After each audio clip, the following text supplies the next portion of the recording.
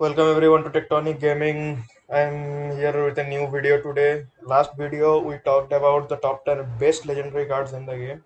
In this video I will show you the epic cards which you can upgrade and use. It will boost your might percentage and also give you some extra decks. Extra decks you can use for trophy pushing and other thing. Like if you don't have a good tank in legendaries, you can use one of these and he will be a good replacement for them. So yeah, in this game we mostly use legendary cards. We don't actually use any epic cards, and we try to avoid them because other cards are actually pretty much useless in this game.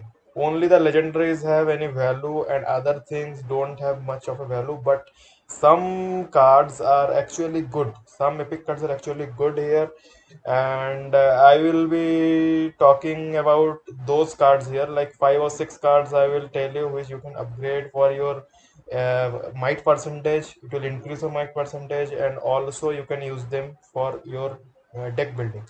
So the first card here is Genie. So Genie is actually the most underrated epic card in this game, I believe, because his super ability is just broken. It's just broken. His super ability, he regenerates 3 of the other allies in the deck and also restoring their energies. So you can get the ultimates faster for uh, those uh, those cards. So if you can place him very well, you can get a super value. Like you like three allies getting ultimate faster is just broken, I guess. But the thing is, one of the best counter for him is Griffin, and a lot of people are running Griffin at this time. So if you can place him very well, he will be die like in first 5 seconds, and he is pretty much useless then. But if you can place him very well, he is one of the best epic cards here. He has a decent health and decent damage, and his super ability is just broken. So try to upgrade him to level 12. I guess it's pretty much good till then, and he is good. So after that, the second one is Baston. So Baston is one of the better tanks in this game.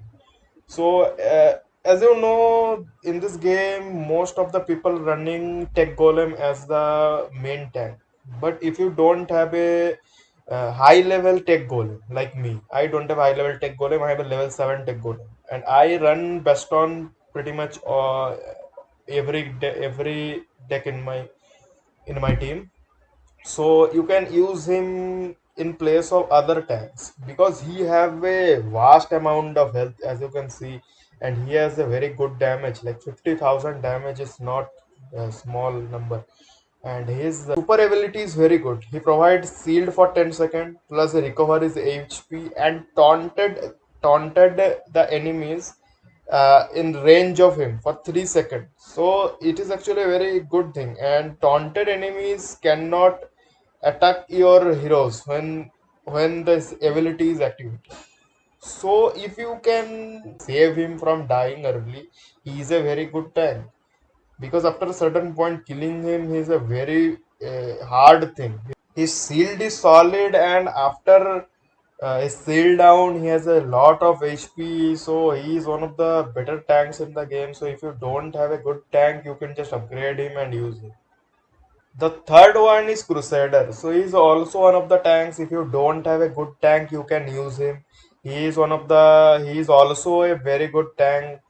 Like he don't heal or anything, but his super is actually good because he gives shield to his allies. Like for 3 seconds, he give a shield to himself and a shield to the allies. But 3 seconds is actually small.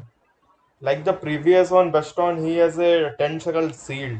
So 10 seconds and 3 seconds is a big difference.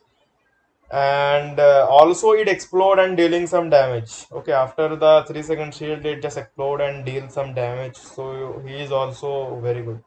So if you don't have Tech Golem and you don't have a high level Baston, but you somehow upgrade the Crusader, you can also upgrade him to 12, 11, 12 level, and he's a very good tank.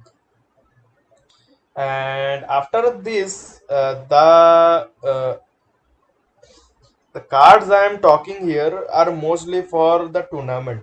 So if you are playing the tournament and uh, upgrading you, these cards are actually very good for the tournament because these cards are most times you can find them in the tournament. So the Electric Mage is one of the best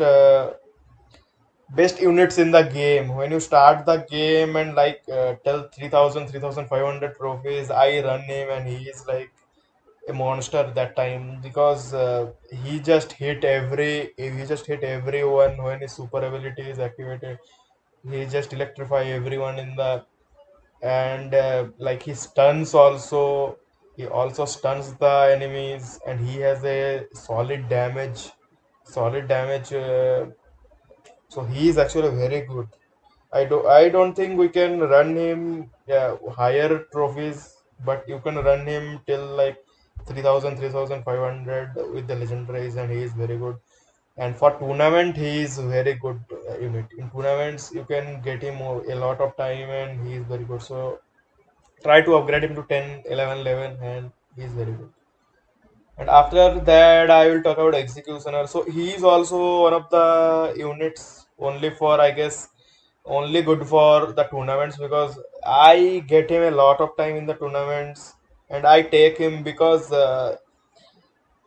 he has a solid health and a solid damage. As you can see, he's a solid damage of 65,000 damage he deals. And the thing is, when his super ability is activated, he hit the strongest enemy with a bonus damage, like a very big amount of damage.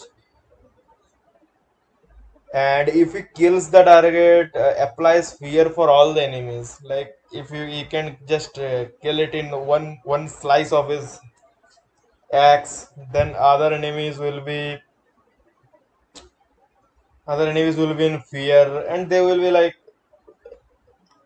go here and there aimlessly for some seconds and then it's okay. But he is one of the better units for the tournaments, and you can upgrade him for the tournaments. He is a decent tank and a decent unit. So after that, I guess other thing is Crystal X. So another melee unit is Crystal X. So as you can see, most of these units are actually melee units. Not much of a damage dealers are here.